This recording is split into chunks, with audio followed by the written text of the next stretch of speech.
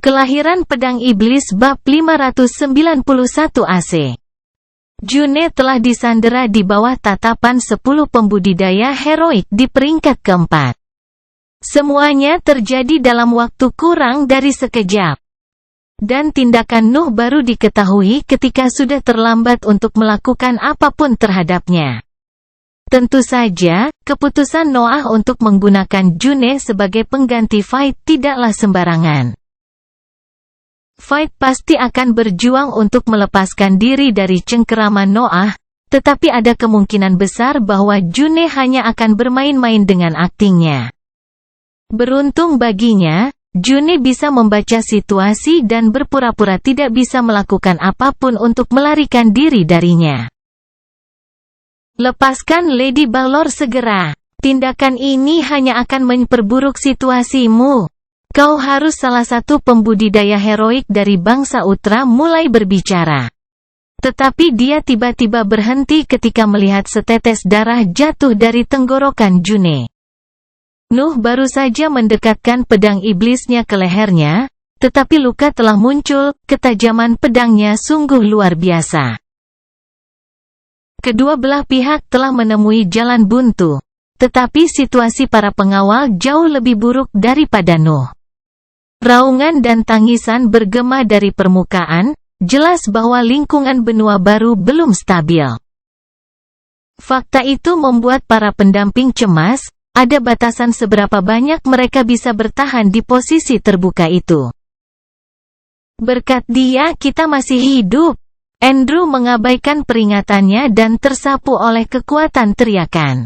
Dia tidak dalam kondisi untuk mengikuti kita. Fight akhirnya bisa menjelaskan situasinya kepada para kultivator heroik yang baru tiba, dan ekspresi jelek muncul di wajah para pengawal dari kekaisaran. Bahkan 3 pembudidaya dari bangsa Utra mengernyitkan alis. Mereka ingin memanfaatkan situasi untuk meminta kompensasi dari Hiv dan bahkan menginterogasi Nuh. Tetapi dia bereaksi terlalu cepat dan sebenarnya berada di pihak yang benar. Raungan binatang menjadi lebih intens, Nuh menduga bahwa tidak akan lama sebelum binatang bersayap menyerbu daerah itu. Buang apapun yang dapat digunakan keluarga kerajaan untuk melacak posisimu. Noah menggumamkan kata-kata itu ke telinga June, dan dia melepas cincin emas dari jarinya. Noah menarik June ketika cincin itu mulai jatuh ke tanah, tampaknya dia memaksanya untuk melakukan itu. Makna di balik perintahnya jelas, Noah ingin menggunakan June sebagai jaminan untuk pelariannya. Raungan menjadi lebih intens dan memaksa pengawal dari negara Utra untuk mengambil keputusan. Sebaiknya kembalikan dia hidup-hidup atau Hiv akan membayarnya. Pemimpin dari 3 pembudidaya dari keluarga Elbas berteriak sebelum meninggalkan daerah tersebut. Dan pengawal lainnya melakukan hal yang sama. Keluarga June belum menyatu dengan keluarga Elbas, dia adalah aset yang menjanjikan. Tetapi ada batasan seberapa besar risiko yang bersedia diambil oleh pengawal itu untuknya. Juga, mereka selalu bisa menyalahkan Nuh setelah itu jika sesuatu terjadi padanya. Bangsa Papral telah mengambil utusannya, dan tidak ada alasan bagi pasukan kekaisaran untuk berlama-lama di sana, jadi mereka pergi begitu saja. Fight menembak satu pandangan terakhir kedua utusan di area bawah tanah sebelum berbalik untuk mengikuti kekuatan bangsanya. Dia sepertinya tidak mempercayai Noah sepenuhnya, tapi itu bukan situasi yang tepat untuk mengetahui tentang hubungan orang lain. Nuh menunggu para pembudidaya menghilang dari pandangannya sebelum dengan paksa menendang tanah. Lantai area bawah tanah runtuh dan langit-langitnya mulai runtuh, hanya beberapa detik sebelum ruangan itu tenggelam oleh puing-puing biru. Nuh terus menggunakan tendangannya untuk membuka jalan yang akan membawanya lebih jauh ke bawah. Dia tidak mempercayai salah satu dari para pembudidaya heroik itu, dan posisinya telah terungkap, dia harus masuk lebih dalam jika dia ingin membuat manusia dan binatang kehilangan jejaknya. June tetap diam dalam pelukannya. Nuh telah lama melepaskan pedang dari tenggorokannya dan telah menyimpan senjatanya untuk menggunakan tangannya yang sekarang bebas untuk membantu penggalian. Tentu saja, menggunakan seni bela dirinya akan memudahkan penggalian, tetapi Nuh tidak berani melepaskan Brett karena dia berusaha bersembunyi. Dia melakukan yang terbaik untuk tidak menyakitiku. Aku hampir tidak menyadari bahwa dia menggendongku. June berpikir sementara Nuh menggunakan kekuatan fisiknya untuk mencapai bagian yang lebih dalam dari tanah abadi. Dia dapat dengan jelas merasakan bahwa sedikit kekuatannya sudah cukup untuk membagi tubuhnya menjadi dua. Namun, Noah memeluknya dengan kontrol yang luar biasa, dia bahkan berhasil menghindari membuka kembali luka yang telah sembuh pada hari sebelumnya. Memainkan gadis dalam kesusahan itu menyebalkan. Saya kira saya bisa membiarkannya tergelincir kali ini. Karakter liar June masih ada, dia sangat membenci peran yang dipaksakan oleh Noah untuk dia mainkan. Namun, penampilannya membantu Nuh, dan dia merasa bahwa dia terlalu banyak berhutang pada Nuh untuk merusak rencananya. Juga, dia tidak benar-benar benci dipegang dengan hati-hati olehnya, dia bahkan merasa bahwa dia bisa santai untuk pertama kalinya sejak ledakan dimensi terpisah eksentrik Thunder. Nuh terus menggali, bahkan medan berbatu yang biasanya membutuhkan mantra untuk dihancurkan hancur di depan serangannya. Dia berhenti hanya ketika dia mencapai kedalaman beberapa puluh kilometer sejak tanah di bawahnya menjadi terlalu keras untuk ditembus bahkan dengan tubuhnya. Nuh mulai menggali ke arah selatan pada saat itu, dia bermaksud membuat terowongan yang akan membawanya langsung ke bawah wilayah Hiv. Dia tidak tahu jenis fauna apa yang ada di bawah tanah benua baru, tetapi dia yakin itu akan lebih aman daripada permukaannya, terutama selama krisis itu. Penggalian Nuh berlanjut selama beberapa jam sebelum dia memutuskan untuk berhenti dan membuat terowongan di belakangnya runtuh. Dia tidak percaya bahwa para pembudidaya heroik akan mengikutinya sampai di sana, tetapi dia tidak ingin meninggalkan terowongan di belakangnya. Kemudian, dia melepaskan cengkeramannya pada bulan Juni dan membiarkan kakinya menyentuh tanah. Terima kasih telah bertahan dengan tindakan saya tidak bisa membiarkan diri saya menjadi tahanan politik. Nuh berbicara begitu dia melepaskan June, tetapi kilatan kemasan tiba-tiba muncul di penglihatannya. Tangan Noah menembak dan meraih lampu kilat, yang ternyata adalah tombak bertulisan yang digunakan June saat dia sampai di pertemuan itu. June memegang sisi lain tombak itu, dan Noah bisa merasakan kekesalannya tersembunyi di balik ekspresinya. Maaf, saya kira saya bisa membebaskan Anda lebih cepat. Nuh meminta maaf sambil terus menahan ujung tombaknya. Kurasa beberapa hal tidak pernah berubah, Nuh terus berbicara. Tetapi kalimatnya terputus sejak June melepaskan tombaknya dan melompat ke arahnya.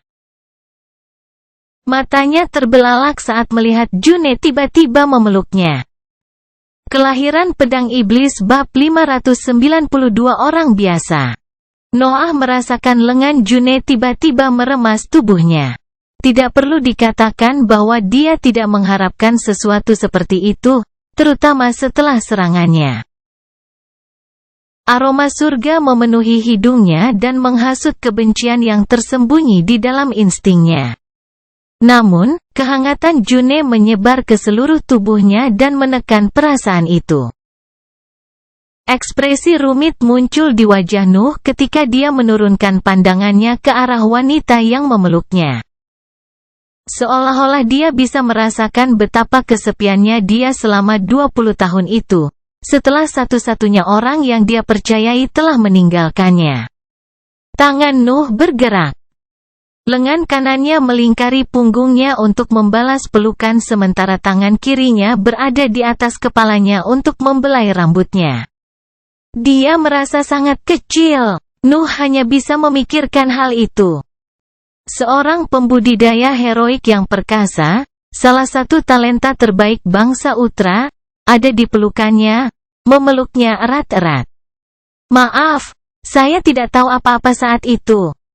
Noah merasakan kata-katanya bergema di dadanya. June berbicara tanpa melepaskan pelukannya.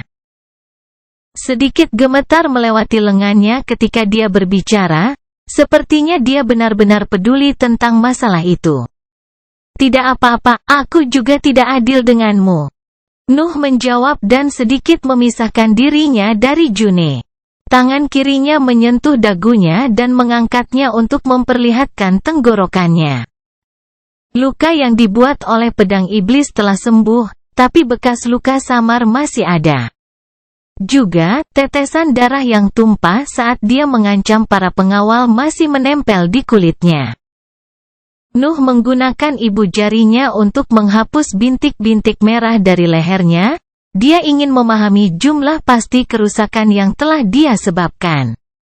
Namun, situasi itu terlalu berlebihan untuk diambil pada bulan Juni. Mereka masih berpelukan, dan Nuh menundukkan kepalanya untuk memeriksa lukanya.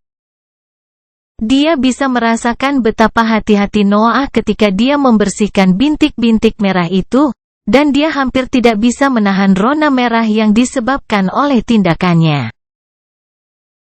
Dia tidak membenci situasi itu, tetapi dia ingin mengejar sebelum mencapai titik itu lagi setelah hubungan di antara mereka menjadi jelas. Itu sebabnya dia mendorong Nuh menjauh dan menyimpan tombak yang jatuh ke tanah saat dia mulai membelai dia. Apa sekarang? June bertanya sebelum duduk di tanah dan menopang dirinya ke dinding area bawah tanah. Nuh tidak segera menjawab. Ada pemikiran di benaknya bahwa dia harus menyortir sebelum dia yakin dengan apa yang ingin dia lakukan. Apakah ini kekecewaan? Nuh bertanya pada dirinya sendiri ketika dia melihat June menjauhkan diri. Bahkan gairahku kembali. Mungkin, sensasi ini dipicu oleh emosiku karena aku seorang hibrid. Kata-kata penatua Julia bergema di benaknya pada saat itu. Dia bukan fans akademi lagi, atau iblis berkerudung. Dia merasa tidak perlu menekan keinginannya. Aku menginginkannya, jelas. Namun, dia berbeda dari Nina, dan saya rasa saya tidak menginginkan hubungan seperti itu jika menyangkut dia. Pikiran itu muncul di benak Nuh, tetapi tubuhnya sudah mulai bergerak. Dia melarikan diri dari situasi yang sulit dengan salah satu dari sedikit orang yang dia sayangi, sementara pasukan binatang ajaib yang kuat menyerang seluruh benua. Ada cukup banyak ketegangan di sekelilingnya, tidak ada gunanya menahan diri dalam situasi yang sudah berbahaya itu. Nikmati saat ini. Nuh mengulangi kata-kata penatua Julia di dalam benaknya saat dia duduk di sebelah June. Guci yang familiar muncul di tangannya, dan June tidak bisa menahan senyum ketika dia mengenalinya. Apakah kamu masih menyimpan anggur ifor? Tahukah kamu bahwa itu tidak memengaruhi penyihir peringkat 4? Tawa June mengiringi kata-kata itu. Tapi senyumnya memudar ketika dia mengingat apa yang terjadi pada Ifor. Kau tahu, banyak hal yang berubah setelah kepergianmu. June menundukkan kepalanya ketika dia menyuarakan kata-kata itu. Nuh menuangkan anggur ke dalam 2 cangkir dan menyerahkan salah satunya kepada June. Beritahu aku tentang itu, kata Noah sambil menyodok bahu June untuk membuatnya mengambil cangkir. Hanya jika kau memberitahuku tentang hidupmu. Tidak ada kebohongan kali ini. June menjawab, dan Noah bisa merasakan keraguan di balik kata-katanya. Dia tahu bahwa dia masih agak ragu-ragu tentang situasi itu, tidak mungkin untuk mempersiapkan pergantian peristiwa yang tiba-tiba itu. Namun, Nuh telah mengambil keputusan tentang dia dan tidak ragu untuk menyetujui persyaratannya. Kesepakatan, tidak ada kebohongan. Hanya ketika dia mendengar kata-kata itu, June mengambil cangkirnya dan mulai berbicara tentang peristiwa yang terjadi setelah kepergiannya. Noah mengetahui tentang kematian Ivor, tentang ledakan dimensi terpisah eksentrik Thunder. Dia belajar tentang kemajuan June dan kelompoknya dalam eksplorasi Royal Inheritance, tentang efek penyebab terhadap negara dan aturan keluarga Elbas. Kemudian, June berbicara tentang keluarganya, tentang bagaimana situasinya berkembang. Juga, dia bahkan menyebutkan banyak lamaran pernikahan yang dia terima selama periode itu. Suaranya sedikit bergetar ketika dia berbicara tentang topik itu, dan dia melirik Noah ketika dia menggambarkan Royals yang telah mengirimkan proposal itu. Tentu saja, Nuh tidak menunjukkan reaksi apapun tetapi membatasi dirinya untuk mendengarkan dengan tenang. June bukan wanitanya atau apapun, dia tidak merasa cemburu ketika dia mengetahui tentang minat yang dimiliki Royals terhadapnya. Keluarganya bisa menjadi aset yang bagus, dan dia berbakat selain cantik. Saya tidak melihat keluarga Elbas memilih kandidat yang lebih baik untuk menambah jajarannya. Nuh berpikir sambil mengisi ulang cangkirnya. Simpanan anggurnya pada dasarnya kosong bahkan jika mereka hanya meminum satu toples, hanya beberapa yang tersisa di dalam cincin antariksa miliknya. June berbicara tentang bagaimana dia berakhir di benua baru setelah dia mengetahui bahwa Nuh telah menjadi seorang kultivator yang heroik. Kecanggungan di antara mereka sebagian besar telah hilang pada menit-menit itu. June merasa santai bahkan ketika dia menyebutkan bahwa dia sering memikirkannya. Kemudian, Anda menggunakan saya untuk melarikan diri dari situasi yang berbeda. Dan saya harus memainkan peran sebagai wanita ketakutan yang diculik oleh pangeran iblis sarang yang kejam. Saya akan memaafkan Anda hanya jika cerita Anda tidak mengecewakan saya.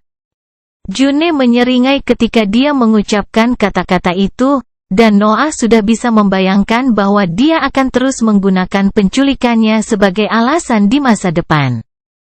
Namun, dia tidak keberatan. Dia benar-benar merasa senang bahwa dia sering tersenyum sekali lagi. Kurasa aku harus mulai dari pelarianku melalui wilayah pengaruh kerajaan sandal. Yah, aku tahu bahwa sisi barat adalah les tidak. Aku ingin cerita lengkapmu. Kamu tidak bisa menyimpan urusan keluargamu untuk dirimu sendiri. June menyela Nuh dengan kata-katanya, dan dia hanya bisa menghela nafas sebelum fokus pada ingatan pertama yang dia miliki tentang kehidupan keduanya. Ibuku orang biasa. Kelahiran Pedang Iblis bab 593 kenangan. Noah tidak membatasi dirinya untuk berbicara tentang kehidupannya, ia bahkan memberitahu June tentang pola pikir yang ia miliki saat melewati peristiwa tertentu. Dia berbicara tentang bagaimana kecanduannya pada kultivasi dimulai ketika dia melihat Thomas Balvan mengalahkan naga yang telah menyerang rumah Balvan. Dan mengungkapkan bahwa minatnya pada bidang binatang ajaib mungkin telah dimulai hari itu. Dia bercerita tentang Lily, tentang bagaimana dia memilih untuk berkultivasi daripada mencoba melarikan diri, dan bagaimana keputusan itu akhirnya menyebabkan kematiannya.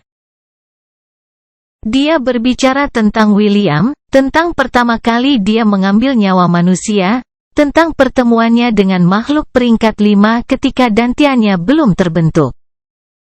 June sudah lama berhenti minum anggurnya, petualangan Nuh terlalu luar biasa.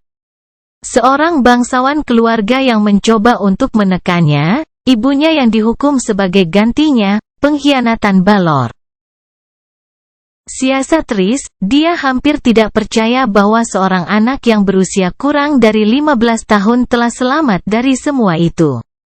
Kemudian, kisahnya sampai pada kehidupannya di akademi. Nuh memberitahunya bahwa Thaddeus langsung memahami identitas aslinya, tetapi ingin menggunakan dia untuk melakukan pekerjaan kotor Royals.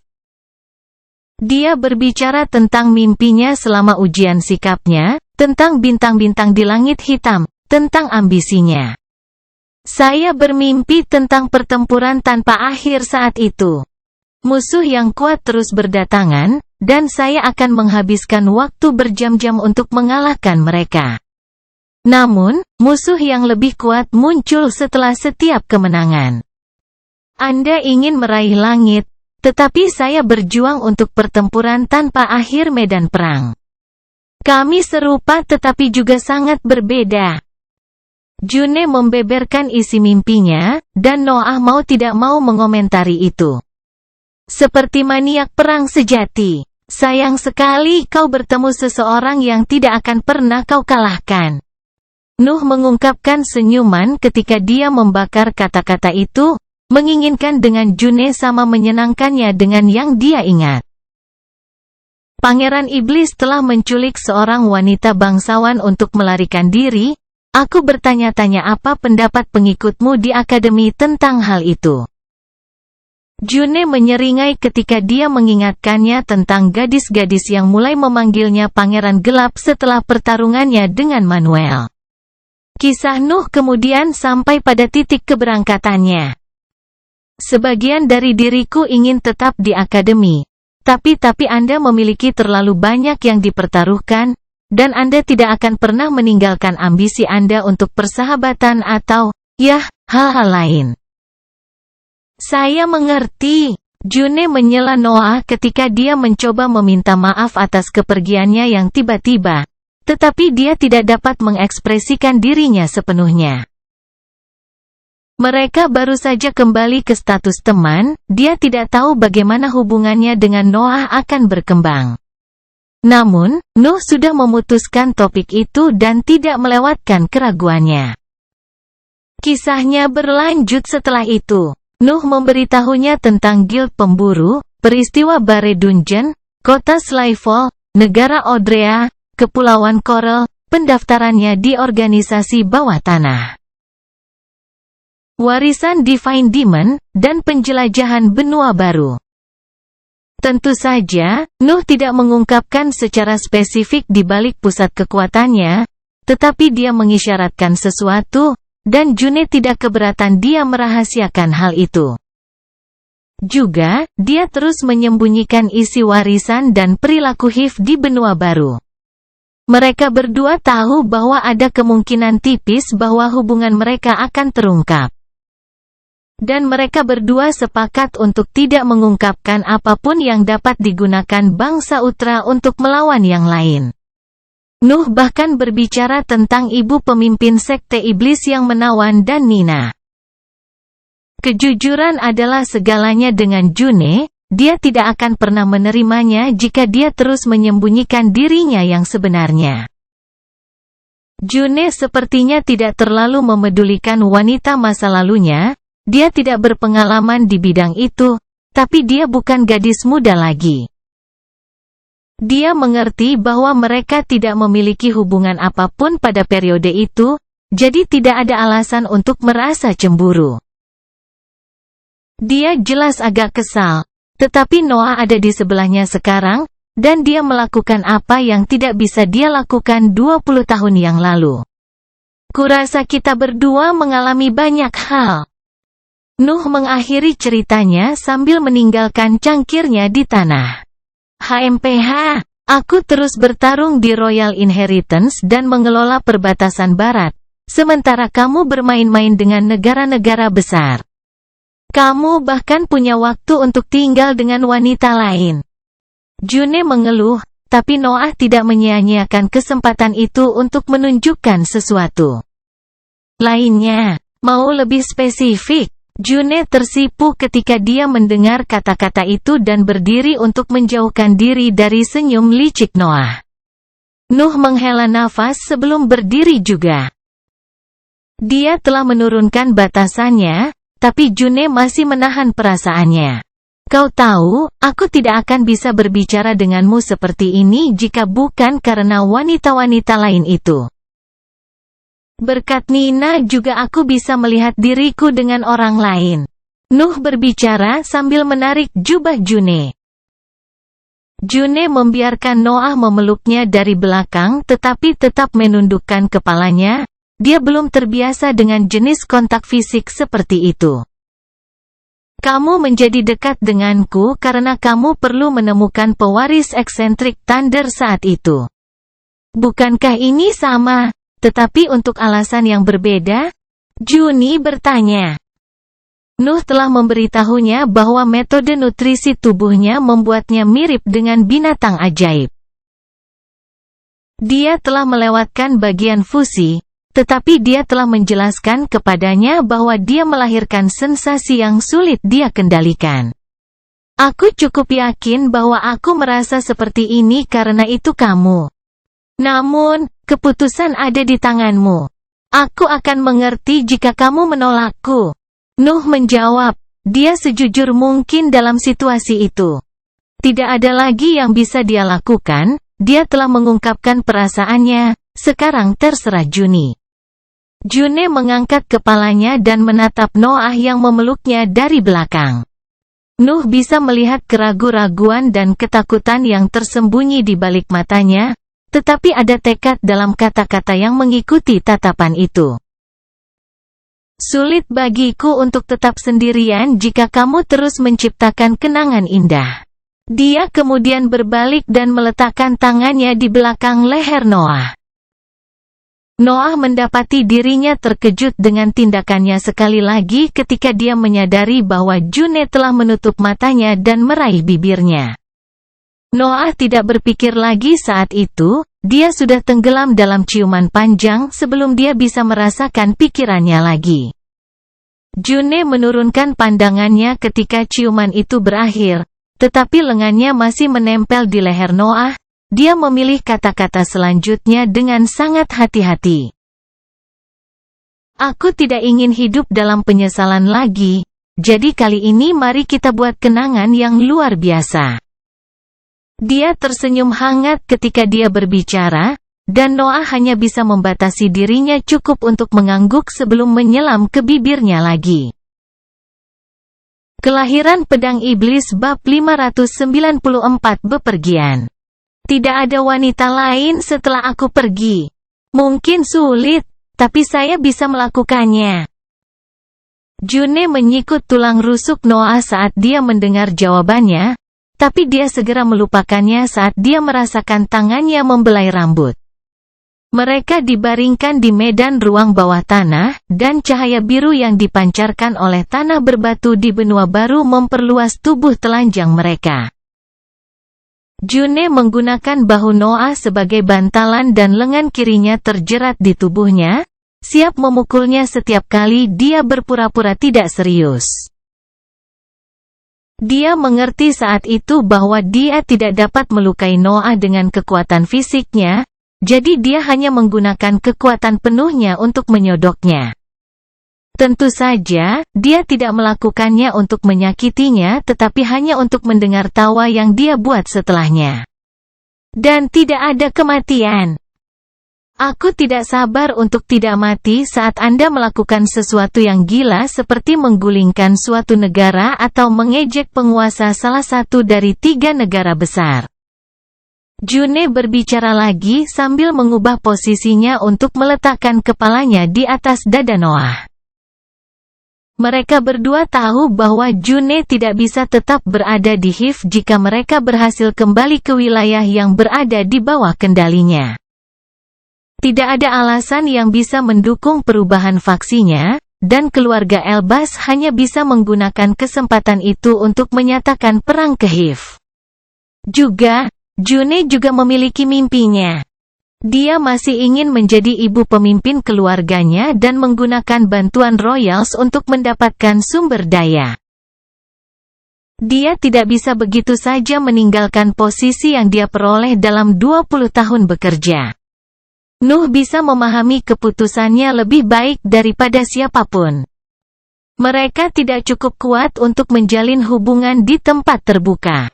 Nuh adalah pemain terbesar dalam sejarah keluarga Elbaz, dan June adalah salah satu talenta yang dipupuknya. Konsekuensi dari hubungan mereka dapat melibatkan kekuatan di belakang mereka dan membahayakan hidup mereka. Hal yang sama berlaku untukmu, tanpa kematian. Aku ingin bertemu denganmu lagi. Noah mengungkapkan perasaannya tanpa rasa malu, dan June mengungkapkan senyum hangat saat dia mendengar kata-kata itu.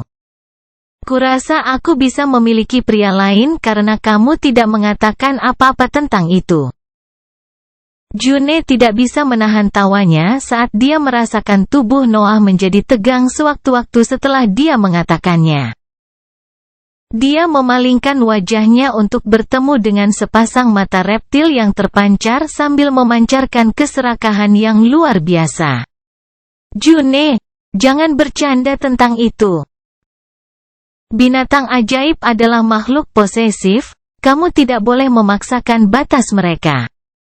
Nuh serius ketika dia mengatakan itu. Dia merasakan gelombang kemarahan memenuhi tubuhnya ketika dia mendengar lelucon itu. Dia percaya bahwa rasa laparnya pun tidak dapat mencapai intensitas perasaan itu. Naluri naga terkutuk pasti telah sedikit dimodifikasi karena aku adalah bibrida, mereka menjadi lebih manusiawi. Noah berpikir begitu ketika dia menganalisis amarahnya. Tetapi June tiba-tiba menciumnya dan membuatnya meninggalkan masalah itu untuk sementara. Mereka sudah tinggal di daerah itu selama seminggu, tidak melakukan apa-apa selain berbicara, bercanda, dan tidur bersama. Ini pertama kalinya bagi June seminggu yang lalu, dan tubuhnya masih terluka, tetapi dia dengan cepat menjadi terbiasa dengan latihan itu.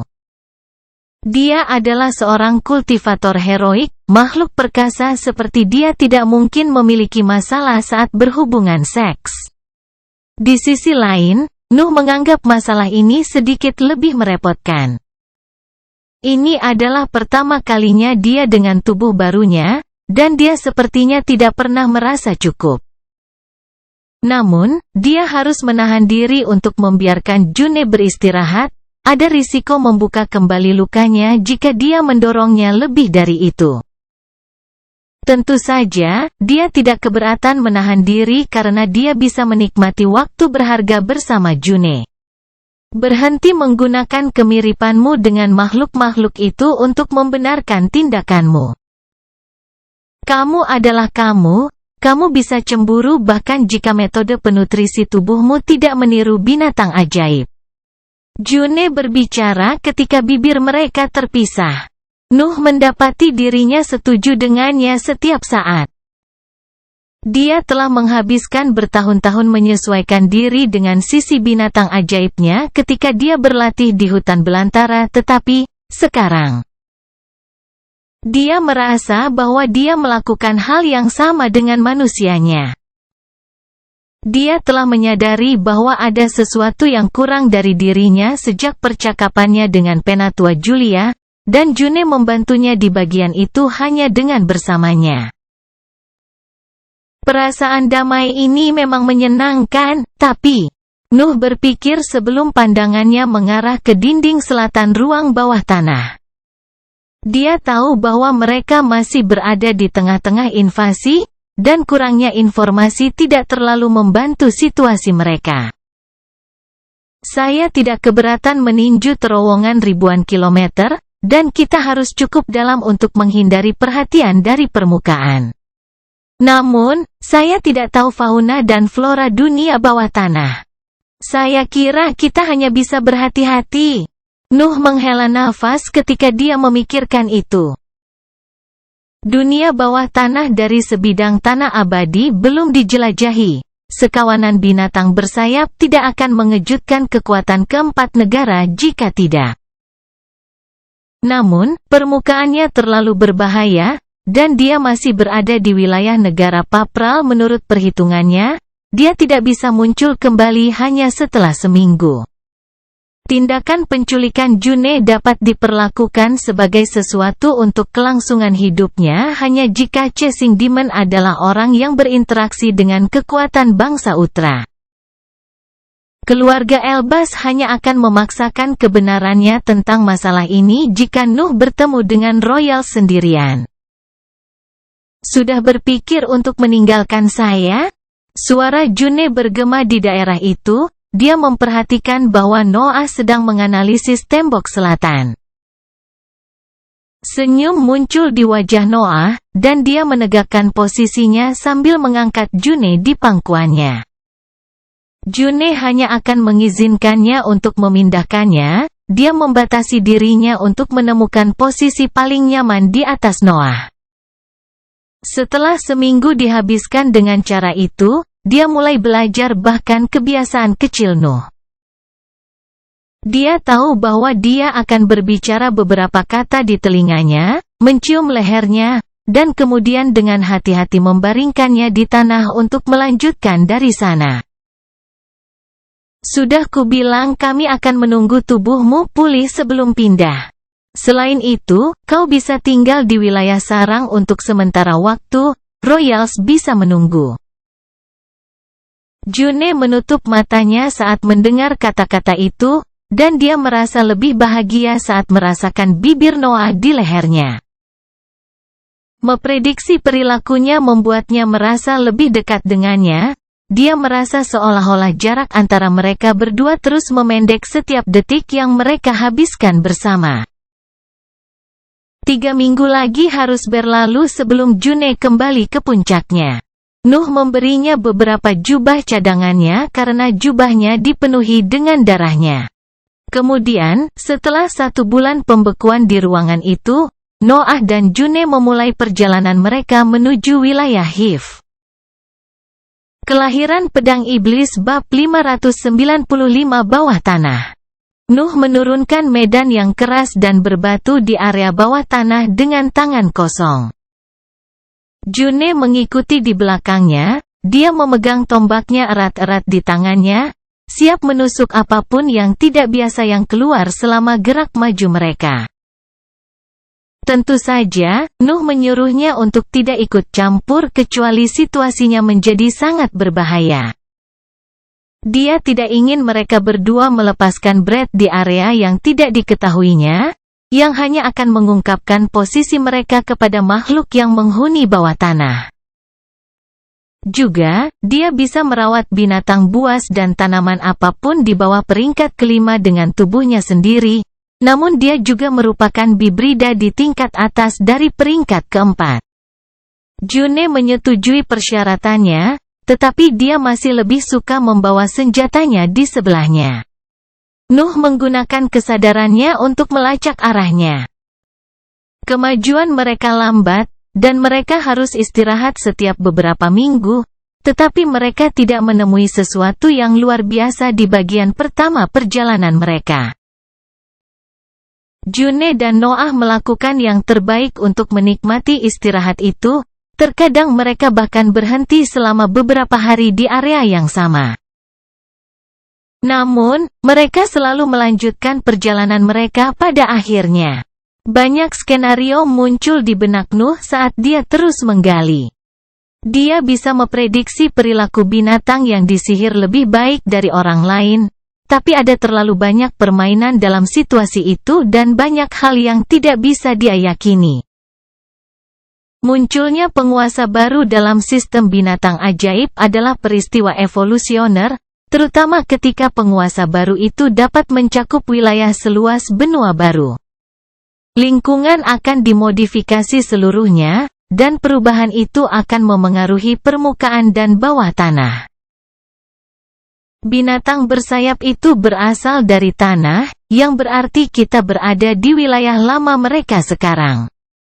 Ada kemungkinan paket lain telah mengklaim area yang sekarang kosong ini sejak lebih dari 2 bulan berlalu. Nuh berpikir sambil terus meninju dinding berbatu. Pertukaran antar domain tidak dapat dihindari sejak binatang bersayap muncul. Makhluk yang berbeda akan memilih untuk bersembunyi di bawah tanah sekarang karena permukaannya adalah area berburu.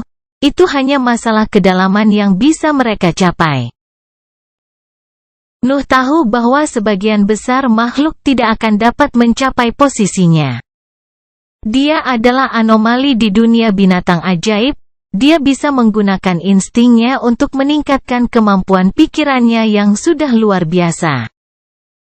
Namun, binatang ajaib tidak memiliki kebebasan itu, naluri mereka hanya mengatur tindakan mereka.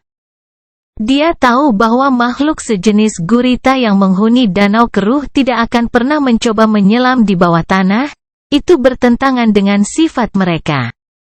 Jadi, dia cukup yakin bahwa dia dan June hanya bisa bertemu spesies tertentu di kedalaman itu. Makhluk-makhluk sejenis serangga di surga alami adalah suatu kemungkinan. Tetapi kita hampir berada di bawah area pegunungan, mereka bukanlah ancaman. Ular-ular yang menghuni pegunungan dapat mencoba menggali, tetapi mereka seharusnya tidak dapat mencapai kedalaman kita.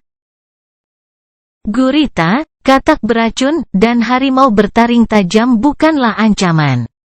Cacing pasir sekalipun. Nuh mengulas spesies binatang ajaib yang menghuni garis pantai barat dan menemukan bahwa hanya cacing pasir yang hidup di gurun yang dapat sepenuhnya bermigrasi ke bawah.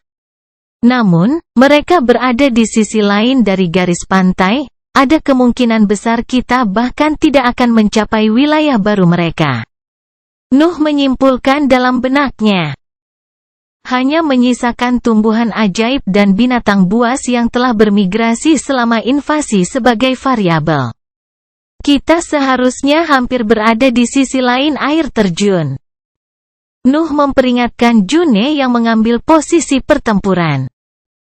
Nuh menembus dinding di depannya untuk beberapa waktu dan menghela nafas lega ketika dia melihat bahwa tidak ada hal luar biasa yang terjadi.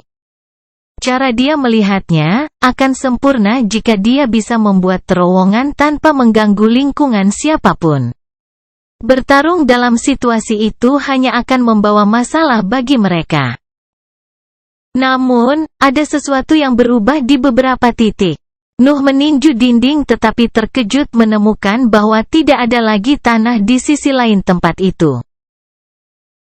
Dia mengangguk ke arah June untuk memberi tanda bahwa situasinya akan berbeda sejak saat itu dan seterusnya dan merobohkan sisa-sisa bebatuan yang menghalangi jalan itu. Dindingnya runtuh dan memperlihatkan ruang terbuka yang luas berisi benda-benda abu-abu yang tergantung di langit-langit. Tetesan cairan berbau yang padat dan transparan jatuh dari benda-benda itu dan mencapai dataran jauh di bawah. Jelas bahwa benda-benda itu baru saja pecah. Nuh segera dapat memahami tujuan dari benda-benda itu. Binatang bersayap telah secara naluriah menciptakan kantung-kantung ini ketika mereka tidak aktif. Mereka cukup berevolusi. Nuh berbisik agar kata-katanya hilang setelah mencapai bulan Juni. Bagaimana kita melanjutkan? Juni bertanya. Dia menyerahkan semua pengambilan keputusan kepada Noah. Dia tahu bahwa naluri bertahan hidupnya tidak bisa menandingi Nuh. Mari kita pertahankan ketinggian ini. Mungkin ada magical beast tipe ular di dasar area ini, dan lebih baik jika aku tetap memiliki batu yang bisa kuhancurkan di depanku. Membuang waktu untuk menemukan ketinggian yang tepat lagi mungkin akan sia-sia fatal. Nuh menjelaskan dan mengambil langkah pertama ke dalam area bawah tanah yang luas. Nafas muncul di bawah kakinya segera setelah dia menginjak udara, tetapi dia berusaha untuk menjaga jumlahnya seminimal mungkin. June melakukan hal yang sama saat dia mengikuti di belakangnya. Kedalaman area muncul di bidang pandang mereka. Nuh dapat dengan jelas melihat bahwa lantai tempat itu berada beberapa kilometer di bawahnya. Hanya binatang peringkat 5 yang bisa menggalinya. Apakah itu salah satu binatang bersayap? Atau apakah kelompok itu hanya memilih tempat yang sudah ada sebelumnya ini sebagai tempat untuk tidak aktif? Pertanyaan memenuhi pikiran Nuh. Ada terlalu banyak variabel, dan dia tidak bisa membuat gambaran tetap. Dia bisa terus menambahkan semua yang dia perhatikan ke dalam hipotesisnya. Perjalanan mereka lancar untuk jam-jam pertama. Mereka akhirnya bisa menambah kecepatan karena Nuh tidak sibuk menggali, tetapi mereka tetap tidak mempercepat langkah mereka. Nuh yakin bahwa ular yang menghuni pegunungan di permukaan akan menggunakan jalur yang dibuat oleh binatang bersayap untuk melarikan diri. Lagi pula, dia berada di area tempat mereka tidur, artinya penerbangan mereka ke permukaan telah meninggalkan jalan terbuka melalui bebatuan biru. Nuh jarang salah ketika datang ke bidang binatang ajaib. Kau mengerti kan? Tentu saja. June bertanya ketika dia merasakan sosok besar jatuh dari langit-langit area bawah tanah. Nuh segera bisa melihat bentuk ular yang membuka rahangnya saat melihat dua manusia berjalan di bawahnya. Namun, ketika hampir mencapai bulan Juni, sebuah tangan tajam merobek pelonggaran atasnya dan otaknya. Kelahiran Pedang Iblis bab 596 analisis. Ular yang jatuh dari langit-langit adalah binatang ajaib peringkat 4 sederhana di tingkat bawah. Nuh hanya perlu melengkungkan jari-jarinya dan memberikan sapuan bersih untuk membasahi tubuhnya. June menyimpan tubuh makhluk itu segera setelah mati, dan dia bahkan tidak repot-repot menghindari darah yang jatuh padanya selama proses itu. Nuh hanya bisa diamati ketika itu terjadi. Wajahnya berlumuran darah binatang yang telah dia bunuh, ditambah dengan gerakannya yang cepat, menciptakan gambaran yang sangat menawan di benaknya. Saya mengenali tatapan itu.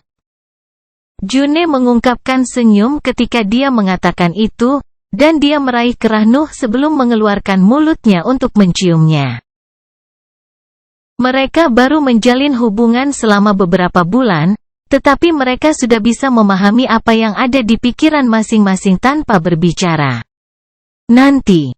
June menggumamkan kata itu saat bibir mereka terpisah. Saya tahu. Saya hanya menanamkan gambaran ini dalam pikiran saya. Nuh menjawab sebelum berbalik untuk terus bergerak ke arah selatan. Interaksi itu sudah sering terjadi selama beberapa minggu terakhir. Mereka hanya akan berhenti pada titik-titik tertentu dalam perjalanan mereka untuk mengungkap perasaan yang ditimbulkan oleh beberapa gerakan mereka. Area terbuka itu berbeda dari terowongan, mereka tidak bisa berhenti kapanpun mereka mau. Namun, Nuh tidak keberatan menggunakan beberapa detik untuk menikmati pemandangan pasangannya. Dia merasa seolah-olah semacam batasan telah dihilangkan setelah beberapa perasaannya terpenuhi, sesuatu yang pada akhirnya menguntungkan individualitasnya. Kecepatan penyerapan teknik kultivasinya telah meningkat sejak dia memutuskan untuk memenuhi keinginannya bahkan jika itu tidak terkait erat dengan perjalanan kultivasinya. Itu bukan masalah wawasan atau hukum. Individualitasnya baru saja berkembang. Perilaku itu jelas terbatas pada bulan Juni, intinya masih sama. Namun, dia telah menerima bahwa dia peduli padanya. Sebagai seseorang yang didorong oleh tujuan yang sangat terkait dengan kematian, pada bulan Juni Nuh menemukan sesuatu yang mengilhami kehidupan. Lagi pula, tujuan Nuh dalam hidup itu adalah mewujudkan ambisinya, sesuatu yang hanya diikuti oleh keinginannya untuk membalaskan dendam ibunya. Namun, ada gol ketiga sekarang, dan itu menampilkan Juni. Tentu saja, tujuan itu masih belum jelas, tapi itu adalah permulaan.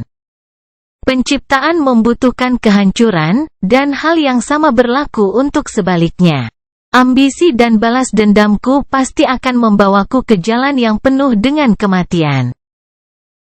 Tapi aku juga bisa melihat kehidupan sekarang. Nuh berpikir sambil berjalan di lingkungan biru yang dipenuhi kantung abu-abu. Tidak mungkin untuk menciptakan jika saya hanya mengejar kematian.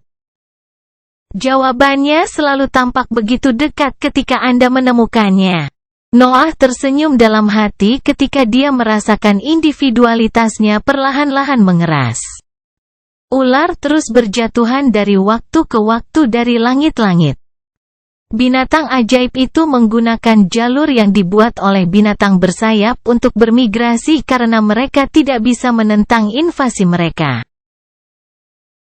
Nuh membunuh binatang buas itu tanpa ragu-ragu, dan June segera menyimpannya di dalam cincin antariksa untuk menghindari kebisingan. Terowongan di langit-langit sempit karena binatang bersayap hanya setinggi 2–3 meter, yang berarti bahwa sebagian besar ular terkuat di permukaan tidak muat di dalamnya.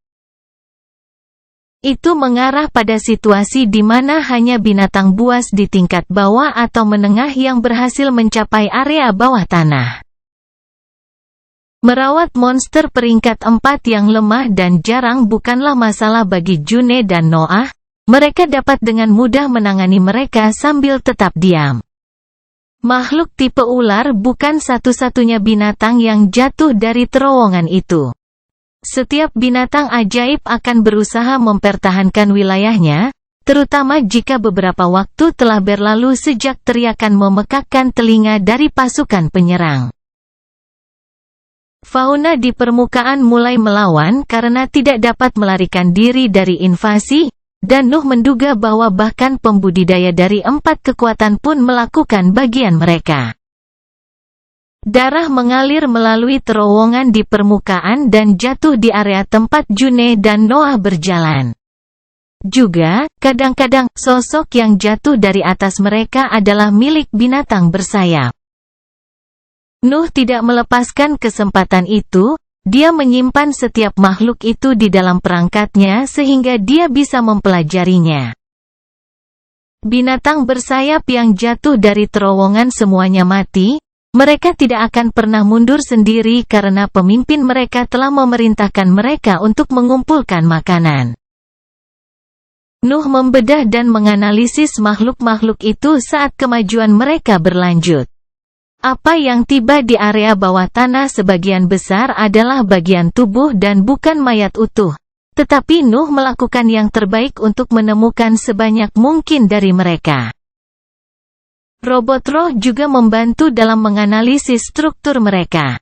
Otomat itu adalah manajer dari item bertulisan peringkat 6, ada banyak sekali informasi yang tercantum di dalamnya. Juga, keterampilan analitisnya bahkan melampaui Nuh yang ahli di bidang itu dan bibrida, dia tidak bisa dibandingkan dengan barang yang begitu kuat. Tentu saja, otomat hanya mampu menunjukkan fitur tanpa berhasil menunjukkan tujuan persisnya, sebagian besar datanya berkaitan dengan item yang ditorehkan. Namun, itu sudah cukup bagi Nuh karena dia dapat menggunakan keahliannya untuk mengisi kekosongan yang tidak dapat dijelaskan oleh robot tersebut.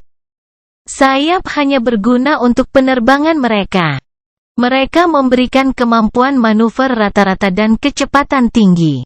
Tetapi tidak menambah kemampuan khusus. Nuh merangkum dalam benaknya ketika dia berpikir untuk memiliki gambaran yang jelas tentang binatang buas itu. Cakar mereka hanya jari panjang dan runcing, tidak ada kemampuan khusus juga. Mereka dapat menggunakannya untuk menggali medan dengan mudah. Dan itu adalah senjata utama mereka dalam pertempuran jarak dekat. Nuh kemudian memusatkan perhatian pada tanduk mereka, yang merupakan aspek paling menarik dari binatang buas itu. Tanduk melengkung ke bawah, tidak berguna dalam pertempuran fisik. Namun, mereka tampaknya memancarkan gelombang mental lembut yang bukan milik mereka. Telepati, apakah semuanya seperti ini? Apakah pemimpin satu-satunya yang memerintah mereka? Nuh akhirnya mengerti mengapa binatang buas itu tidak aktif sementara para pembudidaya dari 4 negara menjelajahi permukaan. Secara umum, binatang yang tidak aktif dapat dibangunkan dengan mudah. Input eksternal apapun akan mengaktifkan kembali organismenya. Namun, mereka terus tidur selama jatuh dari tanah abadi dan selama bertahun-tahun di dunia fana, yang berarti bahwa mereka hanya dapat dibangunkan dalam keadaan tertentu. Sekarang Nuh tahu bahwa mereka dikendalikan, dia menjadi yakin bahwa mereka telah dibangunkan karena pemimpin atau keberadaan lain di dalam kelompok. Jumlah mereka terlalu banyak, jadi kurasa pemimpinnya hanya mengendalikan makhluk peringkat 6 lainnya di dalam kelompoknya.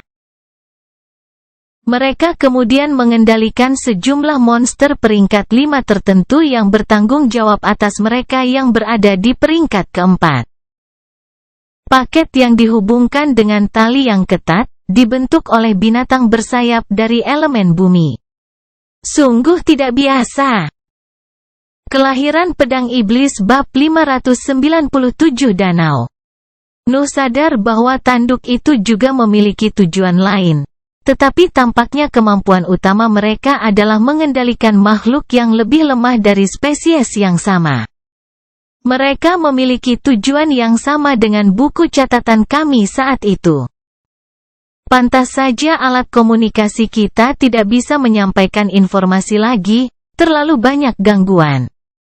Nuh melengkapi profil makhluk-makhluk itu melalui perjalanan di area bawah tanah.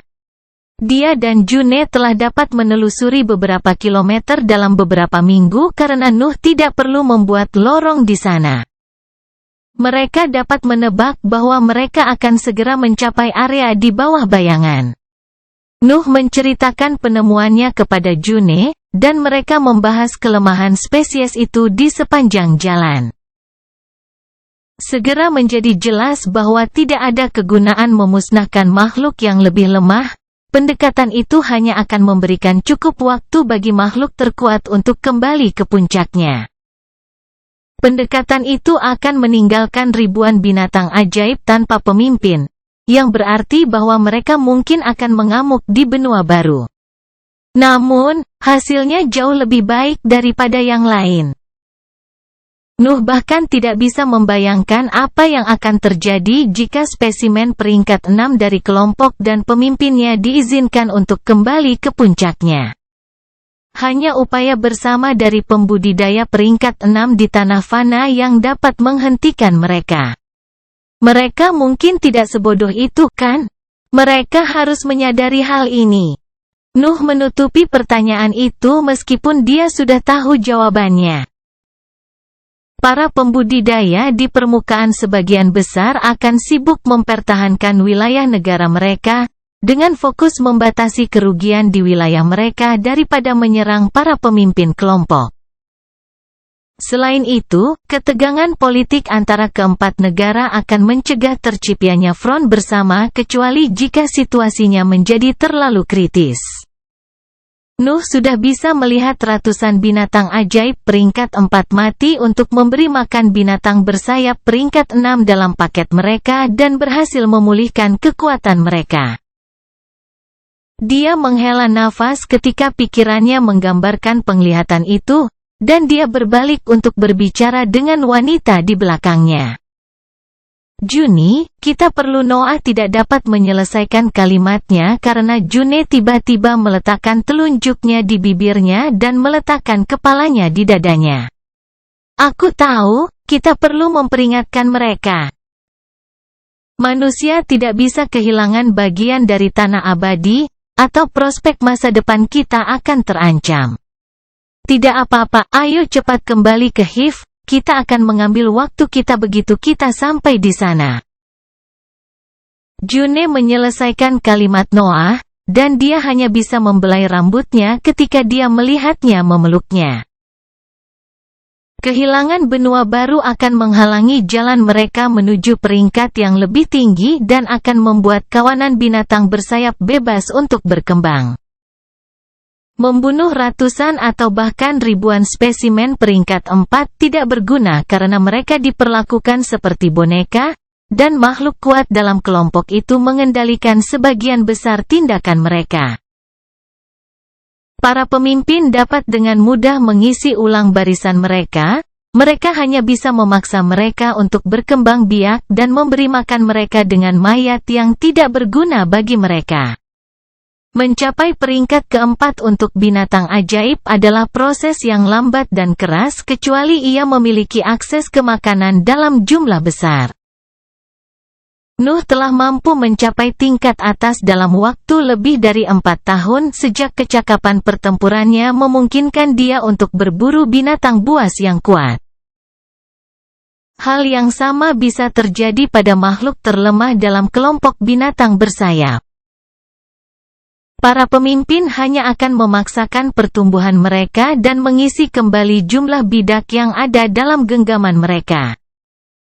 Keempat negara hanya harus menghadapi pasukan yang tak ada habisnya pada saat itu sementara binatang peringkat 6 terus memulihkan kekuatan mereka. Hasil itu harus dihindari dengan cara apapun. Para pemimpin dari 4 negara harus diperingatkan sesegera mungkin, bahkan jika itu berarti mengorbankan sebagian dari waktu intim mereka. Mari kita percepat langkahnya, ucap Noah saat June melepaskan pelukannya. Apakah Anda begitu ingin memperingatkan mereka? Atau Anda hanya ingin membawa saya ke tempat tinggal Anda? June menyeringai ketika dia melihat ekspresi serius Nuh, dan dia tidak merasa malu untuk memberikan jawaban yang jujur. Yang kedua, tentu saja. Aku bahkan akan membiarkan benua ini hancur jika tidak mempengaruhi kultivasiku. June dengan senang hati mengikuti Noah setelah dia mendengar kata-katanya, dia terlalu menyukai kejujurannya. Keduanya akhirnya mencapai ujung area bawah tanah yang luas itu, dan bebatuan biru muncul sekali lagi di depan mereka.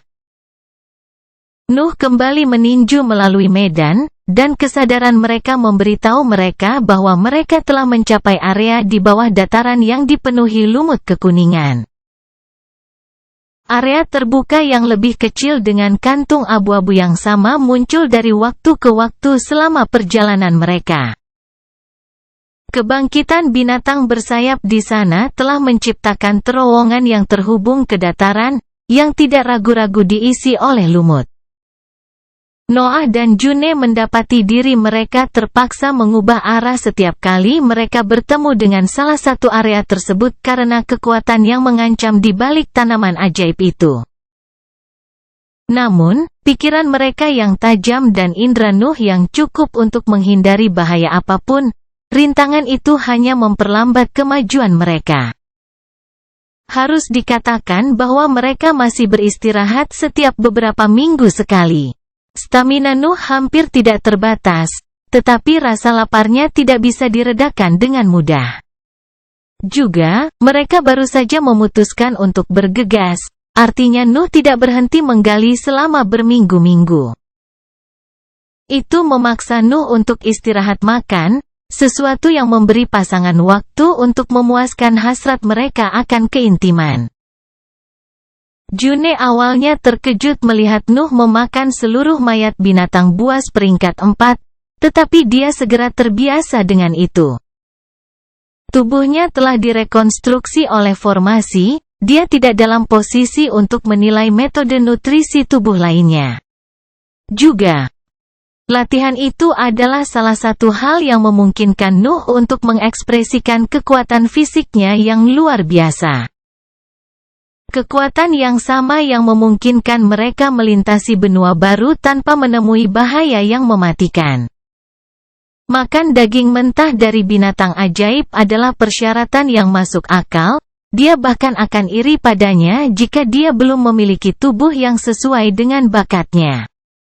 Menyeberangi area di bawah dataran yang dipenuhi lumut kekuningan membutuhkan waktu lebih dari sebulan sejak mereka terpaksa mengubah rute berkali-kali. Namun, mereka berhasil mencapai area berikutnya dengan aman tanpa harus melepaskan Brad. Pada saat itulah lingkungan berubah. Nuh menghancurkan tembok di depannya, dan area luas lainnya muncul di depan keduanya. Namun demikian, sinar matahari mencapai kedalaman itu, dan pasangan itu segera dapat melihat bahwa air keruh memenuhi dasar area itu. Langit-langit di sana tidak ada, yang berarti bahwa danau yang dihuni oleh gurita telah jatuh begitu saja di bawah tanah ketika makhluk bersayap itu terbang kembali ke permukaan. Kelahiran pedang iblis bab 598 nutrisi. Masalah. Nuh menjawab pertanyaan June dan mengambil salah satu mayat binatang ajaib di dalam cincin luar angkasanya. Itu bukan sesuatu yang terlalu berharga, hanya harimau peringkat 4 di tingkat bawah.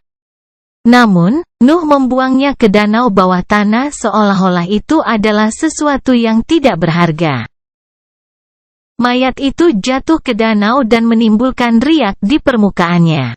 Nuh ingat bahwa gurita peringkat 5 menghuni airnya, tetapi dia tidak tahu apakah makhluk yang menampakkan itu telah merawatnya. Yang membuatnya kecewa, sebuah tentakel besar muncul dari danau dan melilit mayat itu. Harimau itu tampak seperti binatang kecil dibandingkan dengan ukuran tentakelnya, dan Nuh dapat melihat tulangnya retak tepat sebelum ditarik ke bawah permukaan. Mata June menajam melihat pemandangan itu, menjadi jelas bahwa mereka tidak bisa melewati daerah itu. Maju adalah keluar dari pertanyaan, dan hal yang sama berlaku untuk mencapai permukaan. Ada seluruh wilayah yang harus dilintasi untuk mencapai hutan White Woods, dan kita tidak tahu apakah binatang buas itu mengendalikannya. Nuh menganalisis pilihannya dalam benaknya. Dia tahu bahwa Hiv mungkin akan fokus untuk mempertahankan asetnya yang paling berharga, artinya sarang itu akan meninggalkan area tertentu. Danau lava seharusnya aman karena jejak yang ditinggalkan oleh makhluk ilahi akan menakuti sebagian makhluk besar. Saya yakin Hiv berfokus pada hutan dan dataran biru sekarang. Tidak sulit untuk mencapai kesimpulan itu, Nuh memiliki pemahaman yang baik tentang nilai dari area tersebut. Mencapai garis pantai dan terbang di atas laut terlalu berbahaya. Sebagian besar fauna di benua itu telah bermigrasi ke sana. Saya tidak akan terkejut jika daerah itu menjadi medan perang yang berantakan di bulan-bulan ini. Nuh berpikir sebelum berbalik ke arah timur. Dia tidak ingin menggali ke arah area tengah, tapi sepertinya tidak ada pilihan lain. Dia harus memilih antara bahaya yang mematikan, dua jalur yang kemungkinan besar menampilkan ancaman yang lebih kuat, dan yang tidak diketahui.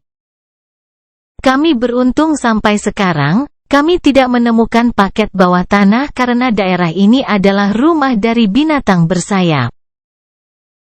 Wilayah tengah sekalipun, Nuh telah melihat bagaimana binatang bersayap peringkat 5 keluar dari area tengah benua. Dia akan menghindari pergi ke sana jika dia punya kesempatan. Namun, berjalan di sekitar danau untuk muncul kembali di perbatasan dataran biru tampaknya merupakan satu-satunya pilihan yang layak. June tetap diam sementara Nuh berpikir, dia tahu bahwa hanya naluri bertahan hidup dan keahliannya di bidang binatang buas yang bisa menyelamatkan mereka. Jadi, dia hanya menunggu dia membuat keputusan. Pada akhirnya, Nuh mundur beberapa ratus meter dan mulai meninju dinding timur terowongan. Dia masih memiliki jimat Chasing Demon, dan hampir tidak ada makhluk di peringkat keempat yang bisa menyakitinya.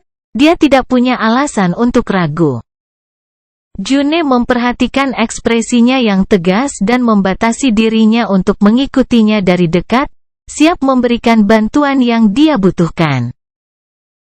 Cahaya yang dipancarkan oleh tanah biru menjadi lebih lembut saat keduanya mendekati medan di bawah dataran biru. Nuh tidak tahu banyak tentang tanaman ajaib, tapi dia bisa menghubungkan pertumbuhan kredit azure dengan fenomena itu. Semak-semak yang tumbuh di dataran mengandung berat dalam jumlah yang luar biasa, yang berarti mereka harus membawanya ke suatu tempat. Di suatu tempat itu kemungkinan besar adalah medan di bawah mereka. Lingkungan Noah dan June terus menjadi semakin gelap, tetapi pancaran samar masih melekat di sekitar mereka. Kemudian, mereka berakhir di ruangan besar lain yang menampilkan kantung abu-abu yang sama seperti yang mereka lihat di periode sebelumnya. Namun, yang mengejutkan mereka, kantung itu lebih besar dari yang lain. Dan beberapa di antaranya tidak pecah. Duo itu bisa melihat sosok samar dari binatang bersayap di dalam kantung utuh. Kenapa mereka belum bangun? June bergumam setelah mereka mundur di terowongan. Nuh telah memberitahunya bahwa makhluk-makhluk itu mungkin peka terhadap gelombang mental, jadi lebih aman menggunakan suara mereka di hadapan mereka. Sesuatu pasti telah terjadi selama mereka tidur. Aku ingin tahu apakah peristiwa itu ada hubungannya dengan kredit Azure. Mungkin tanaman itu telah menemukan cara untuk mencuri nutrisi dari makhluk bersayap yang tidak aktif. Nuh menjawab, tetapi dia kebanyakan berbicara pada dirinya sendiri. Tumbuhan ajaib adalah makhluk hidup, mereka dapat beradaptasi untuk bertahan hidup dan tumbuh seperti keberadaan lainnya. Ini bisa menjadi alasan mengapa semak biru berkembang biak di permukaan. Saya tidak berpikir itu masalah akar sekalipun. Nuh menganalisis situasi di benaknya, tetapi dia tidak dapat menemukan kepastian. Tumbuhan ajaib bukanlah spesialisasinya, dia hampir tidak tahu bagaimana seharusnya fungsinya. Dia tidak mungkin tahu bahwa kredit Azure telah memengaruhi tanah di bawah mereka untuk meningkatkan penyerapan bread sehingga mereka bisa memakannya. Nafas di udara terbatas, tetapi banyak binatang ajaib tidur di kantung yang terhubung ke medan. Tanah kemudian secara halus menyerap nafas yang terkandung dalam tubuh mereka yang tidak aktif dan perlahan melemahkan mereka. Tubuh makhluk-makhluk itu memburuk dengan lebih cepat karena itu dan membuat mereka tidak dapat bangun bahkan ketika pemimpin kelompok mereka mengeluarkan perintahnya. Nuh hanya mengerti bahwa binatang bersayap terus tidur melalui perintah bergema dari makhluk peringkat 6, yang berarti bahwa mereka mungkin tidak dapat bereaksi terhadap input eksternal. Namun, apakah mereka akan bangun jika makhluk hidup mendekati mereka? Itu adalah keraguan terbesar dalam pikiran Nuh. Ayo bergerak dengan tenang. Kita akan segera muncul kembali jika ada yang bergerak, jadi bersiaplah. Nuh mengambil keputusan dan bergerak lagi menuju area bawah tanah di bawah dataran biru. June mengikuti di belakangnya, siap menempel padanya jika kebutuhan untuk muncul kembali tiba. Duo itu mengambil langkah kecil di udara di antara kantung abu-abu besar itu. Mereka berdua bisa mengerti bahwa beberapa di antaranya masih berisi makhluk peringkat 5. Suasana tegang, tapi keduanya berhasil tetap tenang. Mereka adalah pejuang yang berpengalaman, kecemasan tidak cukup untuk membuat mereka melakukan kesalahan. Namun, sesuatu yang aneh terjadi saat mereka terbang di area tersebut. Sinar biru dari langit-langit tiba-tiba menjadi lebih intens, dan tangisan lembut mulai bergema dari kantung yang masih berisi binatang bersayap. Nuh bisa melihat bagaimana cairan di dalam kantung menipis selama proses tersebut, dan dia bisa merasakan sakit yang dibawa oleh tangisan itu. Mereka adalah nutrisi untuk medan. Nuh memahami sebagian dari situasi pada saat itu, tetapi pikirannya membeku ketika serangkaian tatapan menusuk jatuh di punggungnya. Binatang yang tidak aktif itu akan menjadi sadar untuk beberapa saat ketika tanah memberi makan tubuh mereka, tetapi mereka biasanya akan tidur lagi ketika prosesnya selesai. Namun, ada dua mangsa dalam pandangan mereka sekarang. Kelahiran Pedang Iblis bab 599 Serangan Mental. Kelaparan binatang ajaib adalah perasaan yang mendorong sebagian besar hidupnya. Penampilan yang tersisa di kantung mereka setelah perintah pemimpin terlalu lemah untuk mencapai permukaan. Juga, karena ciri khas spesies mereka, mereka tidak dapat memakan spesimen lain dari kelompok itu kecuali jika pemimpinnya mengizinkannya. Jadi, mereka terpaksa tetap dalam keadaan tidak aktif selama itu, terbangun hanya ketika tanah menyerap sebagian nutrisi yang terkandung dalam tubuh mereka. Namun, ketika mereka melihat sesuatu yang bisa mereka makan tepat di depan mata mereka, rasa lapar mereka meledak. Geraman rendah mulai bergema di area bawah tanah saat makhluk penampakan mencoba menggunakan kekuatan lemah mereka untuk keluar dari keadaan tidak aktif dan memecahkan selaput di sekitar mereka.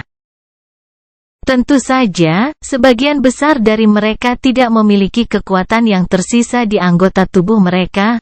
Mereka bahkan tidak bisa mengarahkan cakar mereka ke permukaan bagian dalam arena. Namun, ada beberapa kesulitan. Beberapa makhluk peringkat 4 di puncak tingkat atas memiliki kekuatan yang cukup untuk menembus selaput, tetapi mereka hanya bisa jatuh ke bagian bawah area ketika pijakan mereka rusak. Mereka bahkan tidak bisa melebarkan sayapnya, apalagi terbang dan berburu dua kultivator heroik. Hal yang sama tidak berlaku untuk makhluk peringkat 5. Tubuh mereka tidak cukup kuat untuk terbang ke permukaan, tapi mereka masih bisa melancarkan beberapa serangan setelah menembus kantung.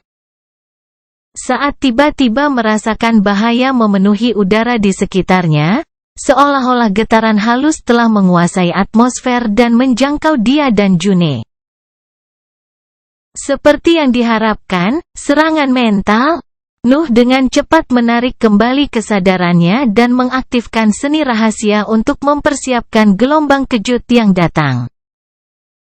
June melakukan hal yang sama dengan gelombang mentalnya. Nuh telah berbagi pemahamannya tentang penampakan binatang dengan dia lebih dari siap untuk bertahan melawan serangan itu. Tentu saja, bahkan kekuatan gabungan dari serangan itu tidak dapat menunjukkan kekuatan sebenarnya dari makhluk peringkat 5 yang sehat. Pelemahan bertahun-tahun telah mengantropisasi kemampuan tanduk dari dua binatang peringkat 5 yang berhasil melepaskan diri dari kantung. Serangan gabungan mereka sudah cukup untuk melewati kekuatan peringkat keempat, tetapi tidak dapat sepenuhnya mencapai peringkat kelima. Itu hampir tidak bisa dianggap sebagai serangan kuasi peringkat 5. Nuh tidak menutup matanya dan menatap dua makhluk humanoid di bagian bawah area bawah tanah.